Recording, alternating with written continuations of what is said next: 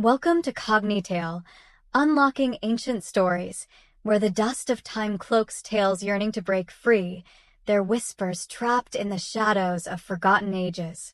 Today, we're stepping into the heart of the Kalahari Desert, a boundless golden sea of sand sprawling across southern Africa, its dunes rippling like waves frozen in an eternal dance. Here, amid the searing heat and endless horizons, a lost queen's voice still lingers, a faint echo carried on the wind, teasing the edges of memory. Picture a kingdom swallowed whole by the desert's embrace, its ruler erased from history's pages, until the sands themselves betray her secret, stirring with restless life. This is the story of Queen Xhoisan, the mother of the sands, a name once uttered with trembling awe and reverence, a figure who didn't merely rule, but fused her very soul to the desert's unforgiving heart. She was no ordinary monarch. She was a force of nature, her legacy etched in the grains that shift beneath your feet. Are you ready to feel the heat of her gaze burning through the haze, to sense her presence watching from the dunes? Let's walk the sands together, tracing the footsteps of a queen who refused to fade, her tale a shimmering mirage in the vastness of the Kalahari. The Kalahari isn't just a wasteland, it's a living vault of forgotten wonders, a crucible where time and silence forge secrets beneath its golden waves. For centuries, the Sand People, the desert's ancient custodians, spoke in hushed tones around their fires of a civilization buried deep within the dunes, a realm of stone and shadow, its spires swallowed by sand, ruled by a queen whose power defied the sun itself. Queen Xhoisan wasn't born to a throne. She emerged from the humblest origins, a healer among her people, her hands rough from gathering herbs under the relentless sky. The ancestors chose her in a moment of cosmic fury, a vision of fire splitting the heavens, a sign that marked her as their vessel. The Sand Elders said her touch could coax water from the driest stone, her voice bend the wind to her will, her presence a balm to a parched land. But such power, rare and radiant, comes with a price, a toll paid not in gold or glory, but in blood and sacrifice, a debt that would bind her to the desert forever. In the year 1500, a drought descended upon her kingdom with a vengeance unmatched in living memory. Rivers that once carved life through the sands turned to dust, their beds cracking like old bones under the sun's merciless glare. Herds of antelope and cattle collapsed, their ribs stark against taut hides, while the sky burned with a heat that scorched the earth bare. Xhoisan stood unwavering atop a dune, her silhouette framed against the horizon, her dark eyes fixed on the endless expanse as if daring it to break her. She gathered her council by a dying fire, its embers spitting faintly in the night, her voice steady as stone despite the fear that gnawed at them all. "The ancestors will answer," she declared, her fingers clutching the eye of the sun, a jagged amber jewel that pulsed with a light no flame could rival, its glow warm and alive in her grasp. Barefoot and alone, she set out into the dunes, her robes trailing behind her like a shadow, promising her people rain to quench their thirst.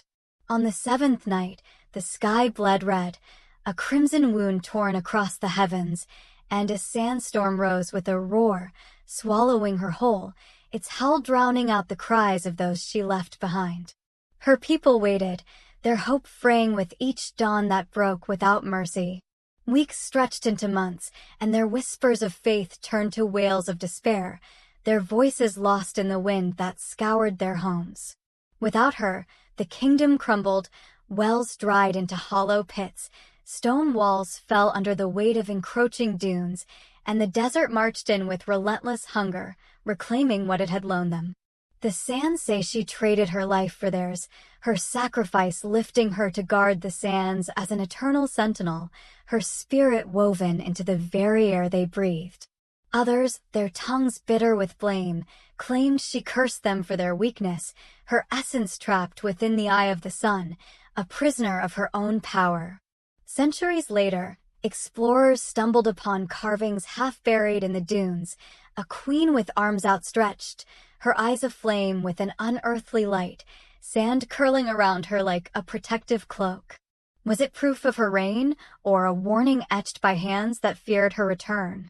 The desert held its silence, its secrets buried deep. Dr. Elias Carter, an archaeologist with a relentless hunger for the past, had heard the tales of Xhoisan whispered over campfires and scribbled in dusty journals. The San Elders, their faces lined with the wisdom of countless seasons, gathered around him, their voices low and urgent as they begged him to abandon his quest.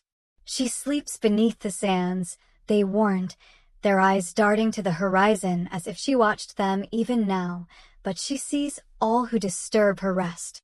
Carter laughed it off, his skepticism a shield against their pleas, his mind fixed on the glyphs that promised to rewrite history. He chased their trails across the dunes, his boots sinking into the scorching sand, his notebook filling with sketches of symbols that danced in his dreams.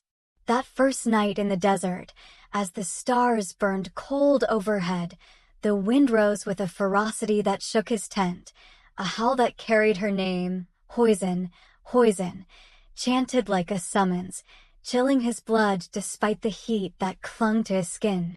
Had she vanished into the storm centuries ago, a martyr to her people, or had the desert claimed her as its own, binding her to its will?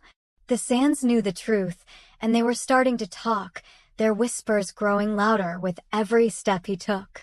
The ruins shimmered under a merciless sun, their outlines like half-buried teeth of stone jutting from an endless golden sea, their edges softened by centuries of erosion. Carter knelt in the dust, his brush trembling as he swept sand from a glyph, a queen crowned by flames, her arms raised as if commanding the sky itself. His team stood behind him, their breaths shallow in the oppressive heat. Aquila, a sharp-eyed linguist with a knack for deciphering the unreadable, and Johann, a gruff geologist whose skepticism masked a growing unease. Sweat beaded on their brows, glistening like dew in the harsh light as Carter's voice dropped to a reverent murmur. "This is her," he said, awe threading through his words. Xhoisan was real, not a myth, but flesh and blood. The carvings matched the tales spun at sand firesides, their lines precise and haunting, but the air around them thickened, heavy with a presence that seemed to resent their intrusion, pressing against their chests like an unspoken threat. That night, the wind sharpened, restless and alive, carrying a hum that reverberated like voices trapped deep within a well, their tones rising and falling in an eerie cadence. The campfire danced wildly, its flames leaping and twisting as if desperate to escape, casting shadows that stretched into claw-like forms across the sand. Aquila jolted awake, her scream slicing through the silence like a blade, her chest heaving as she pointed toward the dunes beyond their camp. "She's out there," she gasped, her voice raw with terror, her eyes wide and unblinking, reflecting the moonlight in a glassy stare. She looked at me, her face, it burned like fire. Carter squinted into the darkness, seeing nothing but sand rippling under the moon's pale glow, a sea of gold unbroken by any figure. Johann scoffed, his gruff voice cutting through the tension, but his hands shook as he gripped his pickaxe, the metal glinting faintly in the firelight, betraying his bravado. By morning, the desert had left its mark, footprints circled their tents, bare and impossibly large, pressed deep into the sand as if carved by stone rather than flesh, their edges crisp despite the shifting dunes. The glyphs they'd uncovered glowed faintly, a trick of the rising sun, or perhaps something older, something alive beneath the surface. Beneath a cracked slab of rock, weathered by time and wind, they found it, a burial chamber, its entrance sealed by a heavy slab etched with the eye of the sun, its amber lines pulsing faintly in the dawn light. Carter's pulse raced, a drumbeat in his ears as he whispered, "We're close, so close to her." He pried the slab open with trembling hands, dust pouring out in a thick, choking cloud, and the wind howled louder, a woman's voice woven into its fury. "You should not be here." The desert was awake and it was watching. The chamber swallowed them whole, its air thick with heat and an unspoken menace that clung to their skin like a second layer of sweat. The walls loomed high, their surfaces shimmering with carvings that seemed to shift in the flickering torchlight. Xhoisan, her hands raised in command, sand spiraling around her like serpents poised to strike, her form towering over them in silent judgment. At the chamber's heart stood a throne of obsidian, its edges sharp and gleaming, and upon it sat Queen Xhoisan, her body wrapped in golden cloth that shimmered like liquid sunlight, her face frozen in time, fierce and unyielding, her features carved with a beauty that defied the centuries. The eye of the sun rested in her lap, pulsing like a heartbeat, casting jagged beams of light across the walls that danced and flickered like living flames. Carter froze, his breath catching in his throat, battling the fear that coiled in his gut. "She's perfect," he breathed, his voice barely a whisper, reverence trembling in every syllable. Akila clutched her notebook to her chest, her fingers white-knuckled as she murmured, "Too perfect, too alive." Then it began, a ripple of motion that shattered the stillness.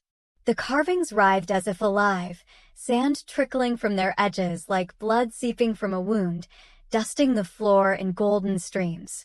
The queen's fingers twitched, a faint crack splitting the golden shroud that encased her, the sound echoing like a gunshot in the confined space. Johann cursed under his breath, stumbling backward as the eye flared with a sudden, searing glow, its light piercing their eyes and casting their shadows in stark relief against the walls. Akila screamed, clawing at her face as if to tear away what she saw, her reflection in the jewel twisted, black veins snaking across her skin, her voice fracturing into something not her own, a guttural chant that rasped, "You dared to disturb me." The walls groaned, a deep, resonant sound that shook the chamber, and sand roared in through unseen cracks, a living tide that surged with intent, hungry to bury them beneath its weight. Carter grabbed Akila's arm, dragging her back toward the entrance as her cries echoed off the stone. "Move," he yelled, his voice hoarse with panic, but the queen rose, slow and deliberate, her golden crown glinting like a blade forged from the sun itself. Her eyes snapped open, twin suns blazing with a rage that burned through the centuries, and the chamber erupted in chaos. Golden light lashed out from the eye, a whip of energy that hurled Johann against the wall, his scream cut short as sand poured into his lungs, silencing him in an instant. Akila fought against Carter's grip, her hands blistering where the light touched her, her cries blending with Xhoisan's voice, a dual echo of fury and despair. "This is mine." Carter lunged for the eye, his fingers brushing its searing heat, a jolt of power surging through him. The queen's hand seized his wrist, her grip iron and fire, her whisper slicing into his skull like a blade, "You cannot take what is me." The desert answered her call, dunes crashed through the ceiling in a deafening roar, swallowing the throne, the team, everything in a golden avalanche. Light blinded him, sand choked his throat, and her laughter rang out, ancient, endless, a sound that reverberated through the collapsing chamber. Was this her tomb, a resting place disturbed, or her kingdom reborn in wrath? The sands would decide, and they were merciless. Carter woke coughing, spitting sand from his mouth, the sun a relentless hammer overhead, its heat pounding against his skull. The chamber was gone, erased by the dunes as if it had never existed, the desert's surface smooth and unbroken, a golden mirror stretching to the horizon. No sign remained of Akila, Johann, or the Eye of the Sun, just silence, heavy and accusing, pressing against him like a physical weight.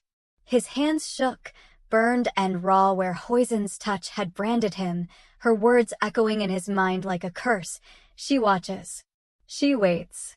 He stumbled to his feet, the sand clinging to his clothes, his boots sinking with every step as he fled the sight, the wind humming low behind him, a woman's voice, soft but unyielding, trailing him like a shadow that refused to fade. The Kalahari had reclaimed its own, and he was no longer welcome. Years later, the desert whispered louder, its voice carried on the lips of travelers who dared its expanse. They spoke of lights flickering among the dunes, brief and golden, like embers in the night, and of a queen standing atop the ridges, her silhouette framed against the stars, her gaze searing the darkness with an intensity that left them trembling. Carter never returned, his spirit broken by that day, but his dreams were hers, golden sand shifting beneath his feet, burning eyes watching from the shadows, a throne rising from the dust in silent triumph. The sand had been right all along. She didn't die in that storm centuries ago. She became the desert itself, her cursive vow to guard what was hers, her power woven into every grain that danced in the wind. Her kingdom wasn't lost to time. It was waiting, patient and eternal, beneath the sands that bore her name. Here's your part. Did the forgotten queen of the Kalahari sink its claws into you, her whisper chilling your spine? Subscribe to CogniTale, unlocking ancient stories for more tales that grip your soul and haunt your thoughts, pulling you into the depths of the past. Hit that like button if her burning gaze got under your skin. Skip it if the sands left you cold. Be real with us. Drop a comment below. Would you dig for her secrets, risking her wrath, or let the dunes keep her buried? Share this with a friend bold enough to brave the desert's mysteries, and don't miss our next video. It's a wild, untamed plunge into another forgotten legend. Let's keep the past alive, one eerie story at a time, unearthing the whispers that refuse to fade. See you soon, when the sands call again.